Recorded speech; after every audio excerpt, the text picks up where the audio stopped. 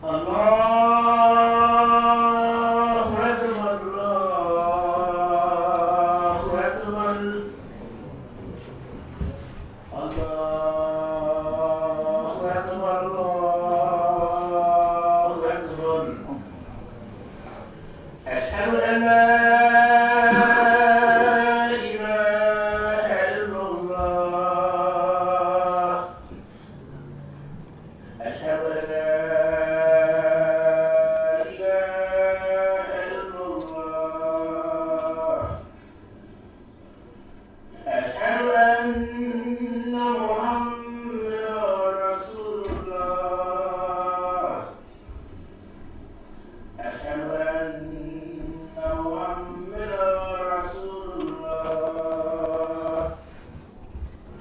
حي على الصلاة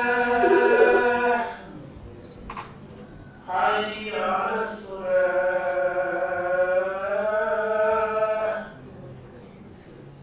حي على الفلاح حي على الفلاح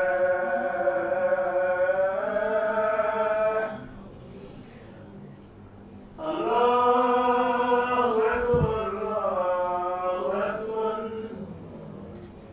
لا إله إلا الله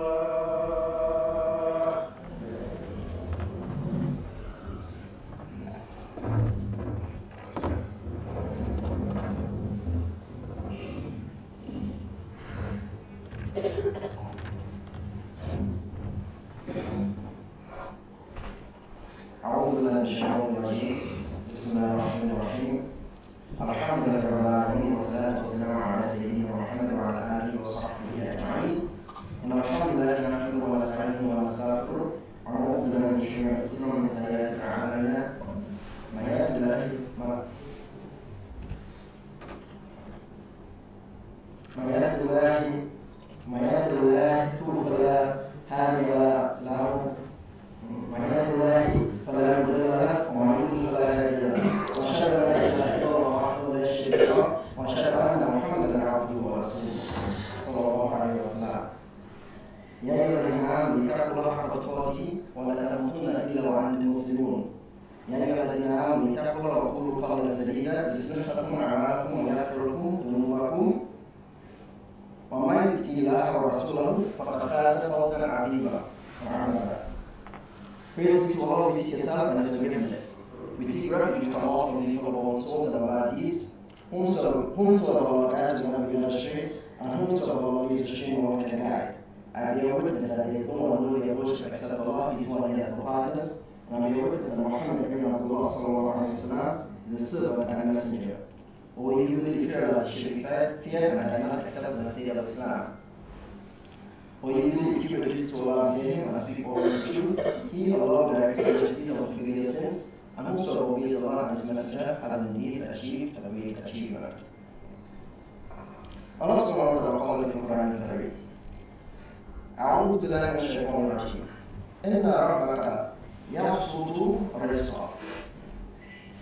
And then after he says, behold, your sustainer grants abundance, sustenance, he says, liman yasha, to whomever he wants. And then he continues in this verse, وَيَقْدِرُ. So he first starts off by saying that he grants sustenance in abundance to whoever he wants, but then he also contrasts it, right? And he also grants scarcity, right? Or so in addition to granting abundance, he is also the one who can grant scarcity, who can remove that abundance. And then Allah subhanahu wa ta'ala reminds us later on, إِنَّهُ كَانَ بِعِبَادِهِ خَبِيرٌ بَصِيرٌ. Because here Allah, after he says he can grant in full abundance, or he can remove that abundance and give people very little, he then says that he to his servants sees all that they are, right? That he sees all of his creatures and all that they need and all that they want.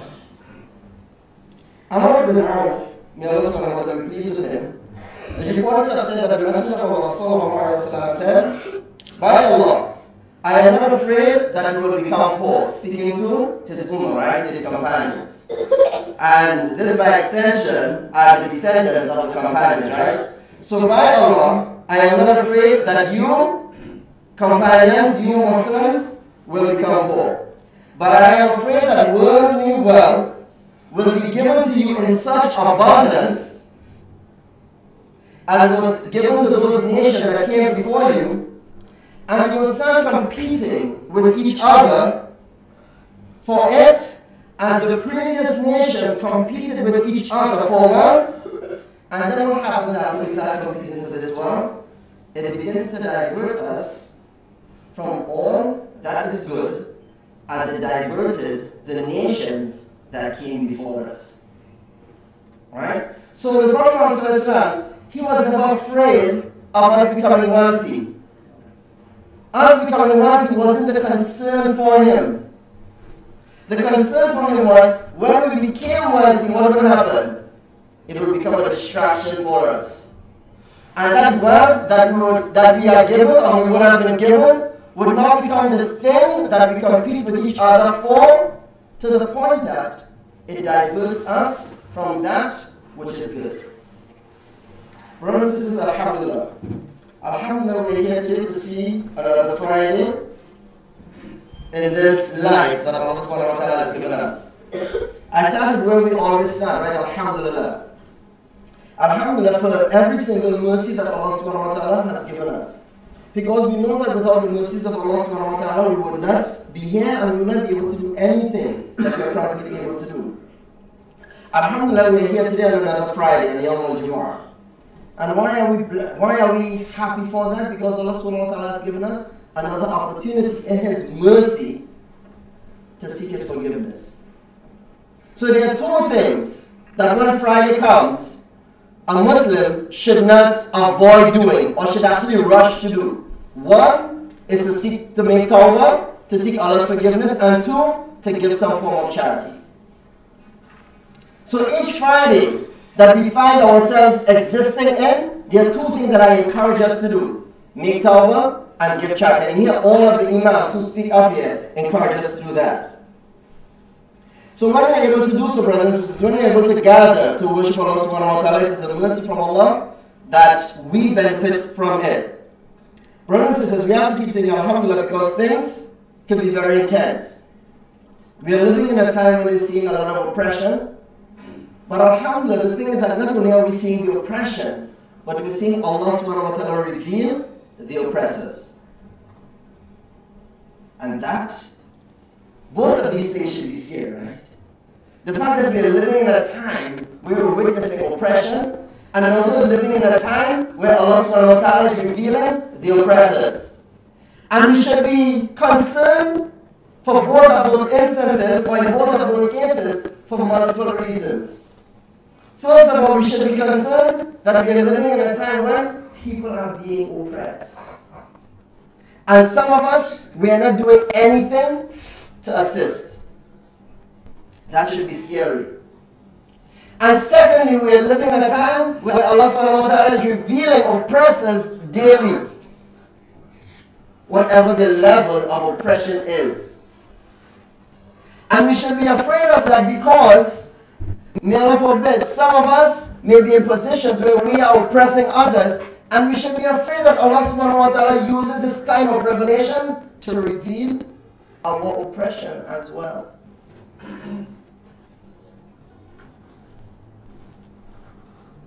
So as Allah subhanahu wa ta'ala exposes the hypocrisy that has existed in society, it should be a wake-up call for us. That if we have things that are not congruent with what Allah subhanahu wa ta'ala dictates for us, and what His Messenger dictates for us, that we should take this as an opportunity to what? To rectify ourselves. To get these things in sync. So if I'm saying one thing when I'm here, and when I leave I do something else, this should be a wake-up call for me, as it is for you, to get these two things aligned. Because when they are not aligned, May Allah subhanahu wa ta'ala protect us from being of those who are exposed in this day and time. And it's okay to say Ameen. And while Allah subhanahu wa ta'ala is protecting us from exposure, may He subhanahu wa ta'ala give us the ability to rectify our affairs. Brothers and sisters, I say this seems my new thing that I say right here at home. And we are at war with ourselves. From the dawn of time, from the beginning of creation, we have been at war with ourselves. We were at war with ourselves yesterday, we are at war with ourselves today, and we will be at war with ourselves tomorrow. The only time we stop fighting this war is when the believers put us in the grave. So if you have been fighting with yourselves yesterday, today, and you don't plan to fight with yourselves tomorrow, we are not living our Islam as we should be living our Islam. Our Islam is centered on us fighting ourselves.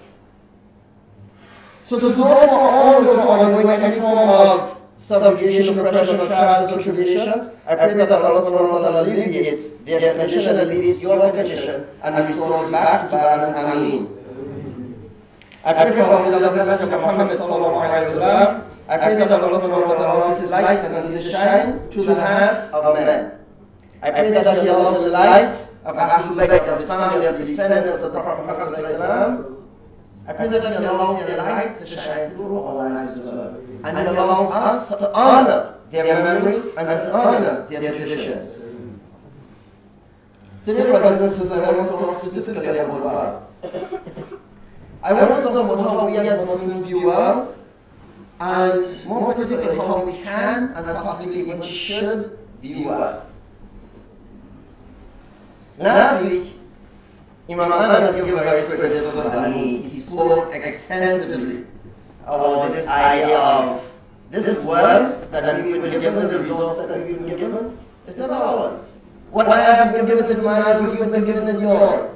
It belongs to Allah subhanahu wa ta'ala. We're just custodians of that, right? Allah has just placed it temporarily in our hands, and we're going to part with it in one out of two ways. We're going to part with it in one out of two ways. It's either that we're going to give it up voluntarily, or it's going to be taken from us. The only two ways that you're going to part with your wealth. You're either going to give it up voluntarily, or it's going to be taken from you. And when I say taken from you, it can be taken from us in myriad ways, right? It can be taken from us because someone comes and actually takes it physically from us, or Allah takes our life. And then we don't have our wealth anymore. So our wealth, we're either going to give it up, or it will get taken from us. So as Imam Anas spoke last week, the thing that we're supposed to push ourselves towards is to give up our wealth voluntarily. Because that in and of itself is a pathway to our Jannah. But I want to speak today to continue that conversation. I want to continue it in the perspective of us moving away from this idea of poverty as a virtue. I want us to move away from this idea that poverty is a virtuous thing. And I hope to get into this a bit before the end of the khutbah. As Muslims, in general, as a body, as an ummah, we're not called upon to live a life of poverty. We are not called upon to do that. We are not called upon to exist in a state of poverty.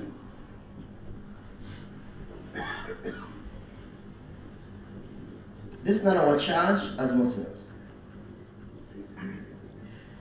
So the khutbah today will focus on two things. One, it is okay to be wealthy, and more controversially, it's okay to pursue wealth. You know, because when we talk about it's okay to be wealthy, many of us have this idea that Allah just gives us wealth, right? He just gives it to us. But we have to work for it. So if we strive for everything we want in this life, And if we say it's okay to be wealthy, it's okay to strive for wealth. We can't have one without the other. It is okay to strive for wealth. So that's the first thing that I'm going to discuss today. It's okay to strive to be wealthy. Secondly, I'm going to discuss this idea of how we break this cycle of poverty that we give to our kids. Because one thing is very common in our community, whatever we call ourselves now, people of color, African Americans, black, pick your descriptor. One thing is common. For most of us, we pass on two things to our kids, and two things I can think of off the top of my head: debt and struggle. We pass on to our kids debt and struggle. We have to break that cycle. If that is what we inherited, we have to tell ourselves we are going to give our kids something beyond that. And if we are only living with the idea that we're going to pass debt onto our kids, then we need to change our mentality around that. So two things: it's okay to pursue wealth, and secondly, ways in which we break the cycle of poverty. So first of all, brothers and sisters, it is okay to be wealthy.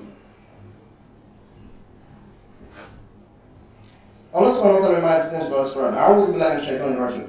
Ya ayyuhan nas, inna wa'dallahi haqqun. So he starts off by, verily the promise of Allah is true, right? So what promise? Some scholars have argued that this is the promise of the hereafter, right? That the promise of Allah is true. فَلَا تَغُرَّنَّكُمْ الْحَيَاةُ الدُّنْيَا. Let not then the life of this world distract you, or fool you, or trick you. وَلَا يَغُرَّنَّكُمْ بِاللَّهِ الْغُرُورُ. And let not your thoughts of Allah delude you as well. So when we hear verses like this, let not the life of this world deceive you, or we hear another verse such as, O you have attained to faith, what is wrong with you that when you are called upon to go forth in the path of Allah subhanahu wa ta'ala, you cling heavily to this life, right? You cling heavily to the earth. Would you content yourselves with the comforts of this life over the comforts of the hereafter? And then Allah reminds us that this life, this world, is what a paltry, right? A small, insignificant thing in comparison to what awaits us in the hereafter. Or in another verse where Allah subhanahu wa ta'ala reminds us, and when we compare this life to the life of the hereafter, the life of this world is nothing but what? But a passing enjoyment. So when we hear these verses, brothers and sisters, it is very easy for us to say, well, you know what? I have to forget this world. The only thing that I need to strive for is a hereafter. It is very easy for us as Muslims to say, hey, you know what? Forget any portion of this hereafter. Because Allah right here is telling us that the hereafter, forget any portion of this life, because Allah subhanahu wa ta'ala is telling us right here that the hereafter is better. So I want to go into this a bit, brothers and sisters. I am not saying that the hereafter isn't better. So let's stop right here. That is not what I'm saying. The hereafter is better. But when Allah stresses the reminder about living for the hereafter, He is doing what He knows we need. We don't need any reminders about the beauties of this world. We are living in it and we are seeing it. We don't need reminders about how it feels to smell a brand new car. We don't need reminders of what it's like to drive a car and not worry about it shutting down. We don't need reminders of what it means to have nice possessions. We don't need reminders of those things. We see them in our life right now. Fair enough? We need reminders of the hereafter. Why? Because that is a thing that we are not seeing. That is a thing that is this abstract reality for us. So when Allah subhanahu wa ta'ala focuses on reminding us constantly of the hereafter, He's reminding us of that thing that we cannot see.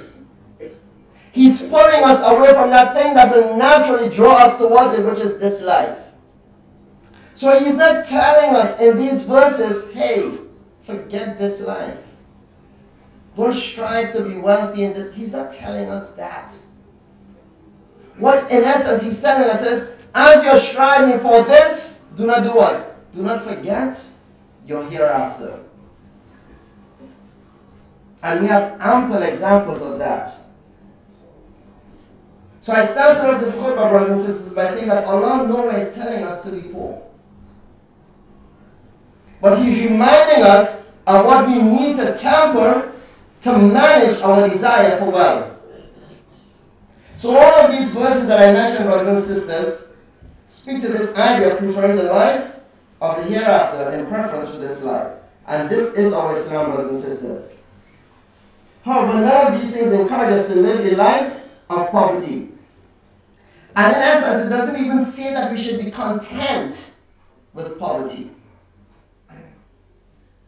Our Islam tells us to be content with what Allah subhanahu wa ta'ala has given us after we've made the effort to get what we want. But nothing here tells us specifically you need to be happy and you need to pursue a life of poverty.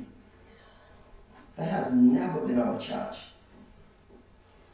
As we reach our Islam, brothers and sisters, you'll find there are sayings and there are things that seemingly confuse us at times. And there are two traditions that I want to highlight for us today, right? Some of you might be familiar with the tradition where there was this companion who he was given a certain amount of wealth. But then every time he came out in the space he existed in, there were other companions who were not given as much wealth as he was given. So what he would do, he would go home and he would change into tattered clothing, right? He would change into clothing that didn't look his status. So that those in whose company he sat wouldn't feel offended by it. Until one day someone asked him, why when Allah has given you all of this wealth, do you choose not to wear what Allah subhanahu wa ta'ala has given you? And he gave his reason, he gave his rationale for it, right? He said, well, I don't want people to feel bad. I don't want to make them feel awkward with the amount of wealth that I have and with what they have been given. And he was admonished. He was said, no. Use what Allah has given you, because using what Allah has given you is a sign of shukr or gratitude to Allah subhanahu wa ta'ala. So in that one tradition, we have someone who didn't want to use what Allah had given him, and he was admonished. No, use what Allah has given you. That is a sign of your gratitude to Allah subhanahu wa ta'ala. But even in our Islam, there's another tradition that says that he who chooses to dress or to wear clothes below his knees out of humility, on the day of judgment he will be allowed to choose any garment from the garments of a man. So these two things, they sound contradictory. Yeah? How do we reconcile this? They are contradictory, brothers and sisters. They fit right within our Islam. The first one is speaking about gratitude. That's a lesson in it. That if Allah has given us something, we don't hide the favors of Allah subhanahu wa ta'ala. We proclaim the favors of Allah. And this is supported in our Islam. The second one is talking about humility. That if we make a choice to be humble, that there's reward for humility in and of itself. So both of them, although they sound as though they're telling us to do two different things, they speak to conditions of the heart that Allah and His Messenger call us towards. Why am I highlighting this, brothers and sisters? I'm highlighting this because in both of them, as we reach our Islam, the things that we are called towards are virtues. We're not called towards any particular state of material being. Our Islam calls us towards virtues. And as we continue to read the Quran, we'll see that various places where Allah subhanahu wa ta'ala reminds us to choose the life of the hereafter over the life of this world. So I would say this, brothers and sisters, it is not incumbent upon Muslims to be poor. Yes, asceticism or zuhud is a quality in Islam, or virtue in itself in Islam. All of us will not be ascetics. We all won't be that, where we give up all of the material possessions of this life. Some of us will have that. Some of us will have wealth. Many of us will be in between. All of those are permissible in Islam. And this is the beauty of our Islam. So please do not leave here thinking that I am saying that zuhud is not a part of the practice of our Islam. For some of us, it is. But I want to cover this or share this with two things. Some have identified this as a hadith Qudsi, where Allah subhanahu wa ta'ala is going to have told the Messenger of Allah sallallahu alaihi wasallam, and among my slaves, there are those for whom nothing is better than riches. And if I were to make them poor, it would be a fitna for them. And there are among those of my servants for whom nothing is better for them than restricting their means or poverty. For if I was to give them riches, it would be a fitna for them. And then what does Allah say, according to this hadith Qudsi? That He alone manages the affairs of all of His servants. And He is aware of all of their needs. So whether Allah chooses to make us rich or poor, He, Allah, is aware of our needs. And He chooses to leave some people with a lot and leave some people with a little so that He can preserve our faith.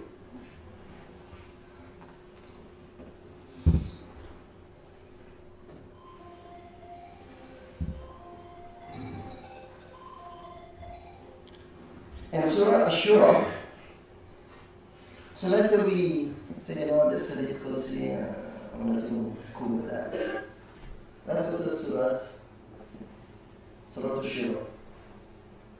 I know. In Surah Ashura, Allah subhanahu wa ta'ala reminds us that if He, Allah, was to grant abundance to His servants, how would they behave on earth? They would behave on earth with wanton disregard. It would be a fitna for them if He was to grant abundance to some of His servants. So this same hadith Qudsi that I mentioned is further supported by what Allah subhanahu wa ta'ala says Himself in His Quran. That if He was to give us what we wanted, if He was to give abundance to some of us, it would cause us to go astray. But He, Allah subhanahu wa ta'ala, gives in due measure to whom He wills. So He makes you rich, He makes me poor. He makes me rich, He makes you poor. Because this is what He wants to do. Because He knows what will keep you on the straight path, He knows what will keep me on the straight path. This is who our Lord is. And then He goes on again that He sees all of us. He sees all of His creation. So brothers and sisters, our charge is not to pursue poverty or to rejoice in poverty. Our charge is not to let this temporary world distract us. One of the things that we have to remind ourselves that this idea that poverty is what we should strive for is a holdover from, you pick your ism, right? Pick your ism that you want to say this is a holdover from. Whether colonialism, imperialism, pick your ism.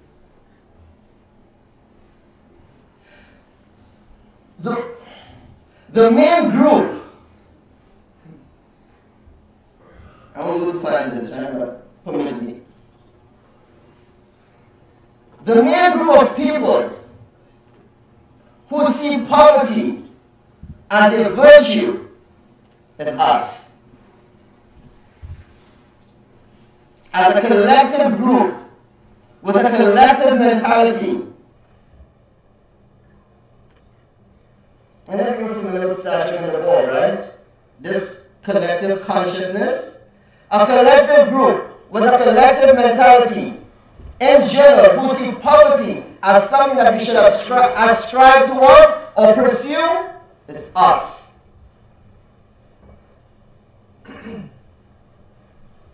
And that is a problem. Because it challenges us to find a place that tells us that as a collective ummah, we should ascribe to that.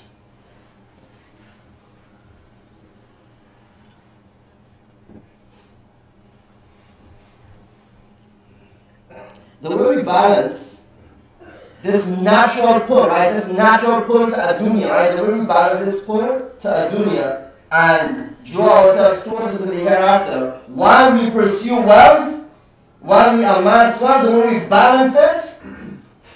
So I'll start with one thing, right? Is charity. And charity is twofold.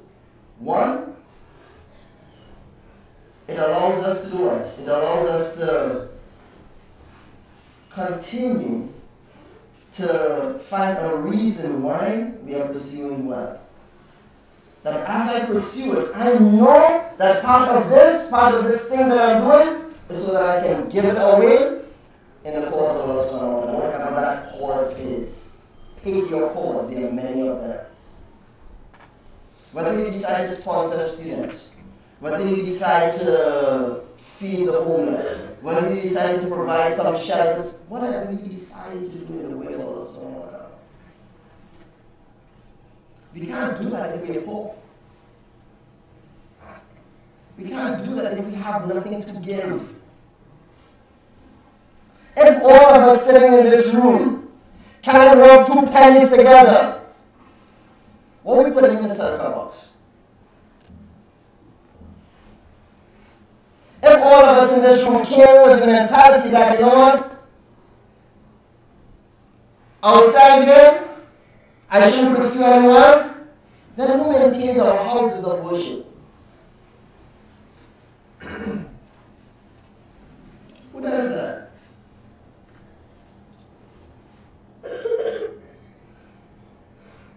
Who gives to those in need? If we ourselves are consistently, desperately in need, we are looking for someone else to do it?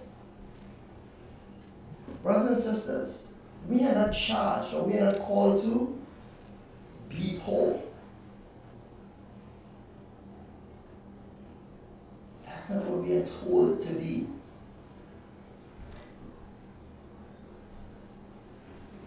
And it causes us to get more wealth.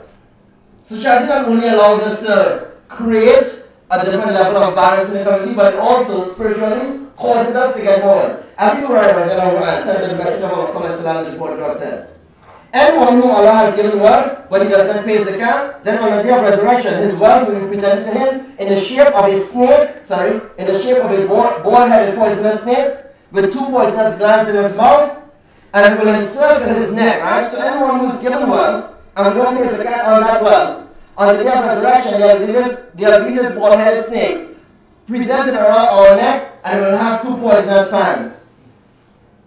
And it will bite him on his neck and on his cheek. And it will say to him, what will it say to him? It will say, I am your wealth. I am your treasure. So charity is the thing that saves us from having our wealth put us in the hellfire on the day of judgment. This is how we balance our pursuit of wealth. It's charity.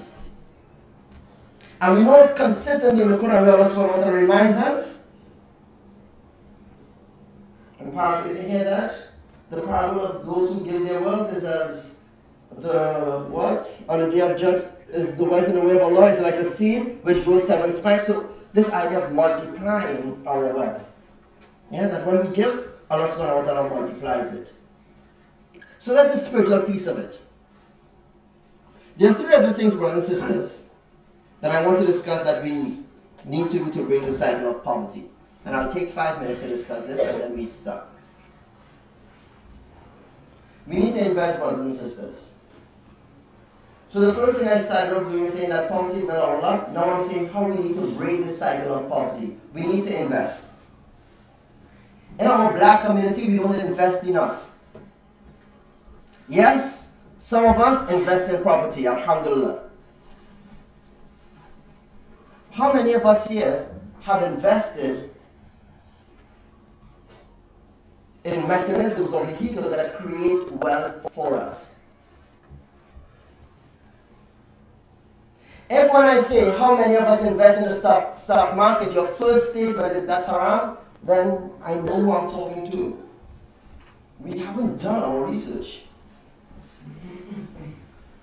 So if when I mention the word investing, the first thing that comes out of our mouths is that's haram, then we're talking apples and oranges right now. We're not ready. We have to invest. As descendants of people who were born here as slaves, we were told that we need to invest in education to get out of poverty. Yes? We were told that, hey, the way for you out of poverty is education. I am not knocking that. I am in education 24. I am not knocking that. Education is important. But how many of us, what percentage of us have amassed wealth simply by seeking an education? It moves us a bit, but that idea that we've bought hook, line, and sinker, get an education, you'll be wealthy, is fallacious, is false, it's misdirected, it's misguided.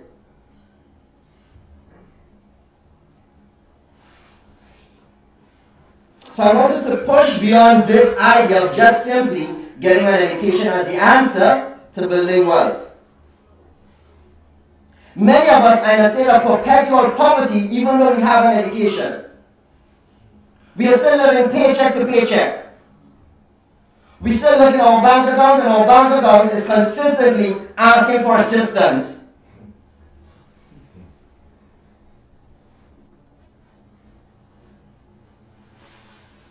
And we have an education. And we're still living paycheck to paycheck. Education hasn't done it for us as we were told it would do. So what we need to do is to pursue the education, but do more than that. We need to invest, brothers and sisters. I want us to consider personal investments and investments in business and institutions that in turn return resources to our community. Only a few of us invest in commodities like gold and silver. And even fewer than that invest in anything on the stock market. A few months ago, I brought someone, Cuba here, we brought someone who could have taught us about investing in the stock market, right? Halal investments. We had like 5 people show up. Brothers and sisters, we may have money, but do we have collective wealth? Wealth and money, 2 very different things. Our wealth will outlive us. Our wealth will be inherited by our offspring. Our wealth will be inherited by our communities. We don't have enough wealth in our community, brothers and sisters.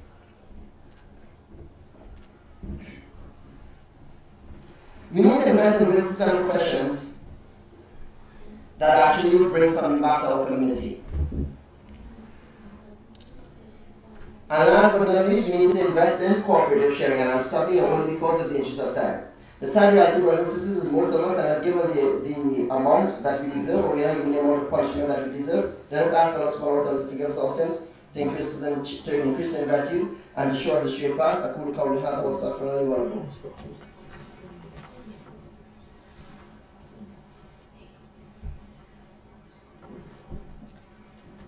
Alhamdulillah Rabbil Alameen wa salatu wa salamu ala Sayyidina Muhammad wa ala alihi wa sahbihi wa man wala. Brothers and sisters, I tried to spend some time speaking about this idea of moving past this desire to be poor, right? And to move towards a desire to amass wealth for the betterment of our communities. And that's something that we need to pursue. So what is our action plan? Our action plan is this, brothers and sisters. First of all, make dua.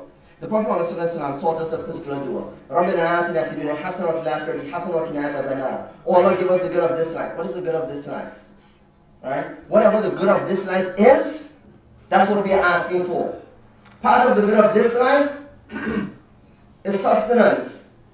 رَبَّنَا آتِنَا فِي الدُّنْيَا حَسَنَةً. Make that dua and make it sincerely. Ask Allah to give us the good of this life in a real way. Perchance He answers that dua. Increase our charity. The more we give, the more then we can get. And the more we get, the more we can give. So let's increase our charity. Make to our brothers and sisters to purify our souls. And let's seek wealth through whatever halal means that we can seek wealth through. I pray that Allah subhanahu wa ta'ala protects us.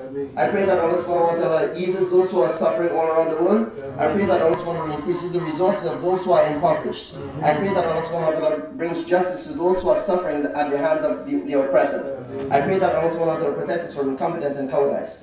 Allahumma innaka tuhibbul afwa fa'fu anna. رَبَّنَا آتِنَا فِي الدُّنْيَا حَسَنَةً وَفِي الْآخِرَةِ حَسَنَةً وَقِنَا عَذَابَ النَّارِ. Allah subhanahu wa ta'ala reminds us in His glorious Quran, إِنَّ اللَّهَ وَمَلَائِكَتَهُ يُصَلُّونَ عَلَى النَّبِيِّ يَا أَيُّهَا الَّذِينَ آمَنُوا صَلُّوا عَلَيْهِ وَسَلِّمُوا تَسْلِيمًا. اللهم صل على محمد وعلى آل محمد كما صليت على إبراهيم وعلى آل إبراهيم إنك حميد مجيد.